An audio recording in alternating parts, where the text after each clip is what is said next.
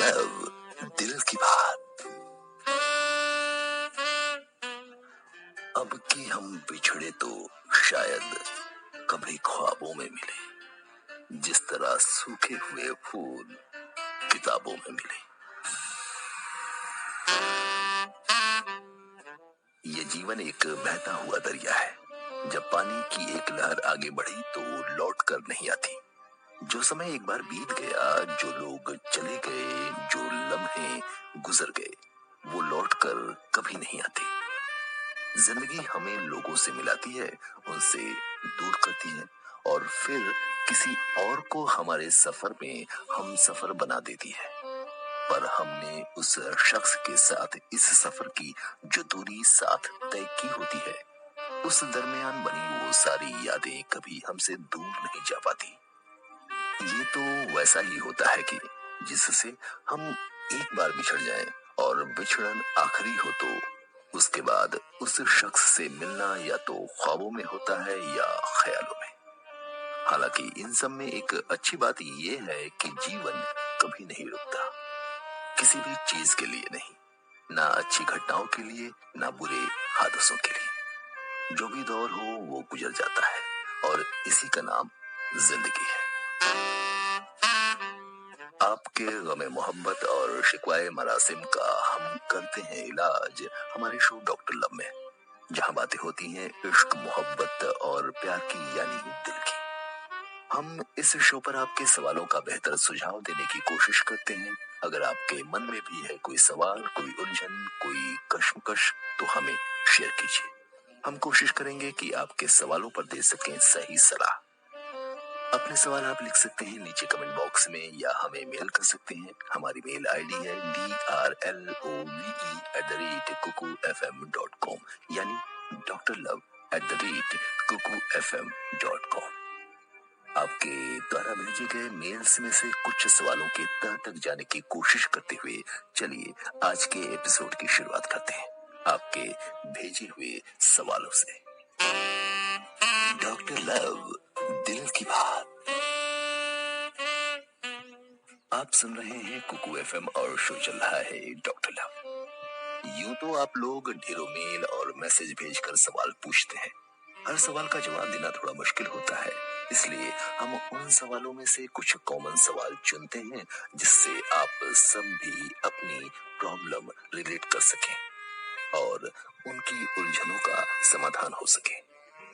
आज के एपिसोड का पहला सवाल है अंबुज किशोर का। अंबुज हमें लिखते हैं कि अभी हाल में ब्रेकअप हुआ है मेरा। ब्रेकअप की वजह उनकी गर्लफ्रेंड है। अंबुज उनके साथ पिछले 4 साल से रिलेशनशिप में थे। अंबुज अपनी गर्लफ्रेंड के साथ शादी भी करना चाहते थे। शादी के बारे में ही अंबुज ने जब उनसे सीरियसली बात करनी चाहिए, तब से उनकी गर्लफ्रेंड का व्यवहार कुछ बदल सा गया। जब भी अंबुज इस बारे में बात करने की कोशिश करते, वो टाल जाती या फिर किसी और बात पर झगड़ा करने लगती। अंबुज को उनका बदला व्यवहार अच्छा नहीं लग रहा था। ये झगड़ा लगभग 4 महीनों तक चला। तब तक अंबुज को उनके घर वालों का दिया हुआ डेडलाइन खत्म हो गया और उन्हें अपने घर वालों की मर्जी वाली लड़की से शादी करनी पड़ रही है। इधर उनकी गर्लफ्रेंड ने अब तक शादी वाली बात पर कोई रिएक्शन नहीं दिया था। इन सब बातों से फ्रस्ट्रेट होकर अंबुज ने अपनी गर्लफ्रेंड से ब्रेकअप कर लिया।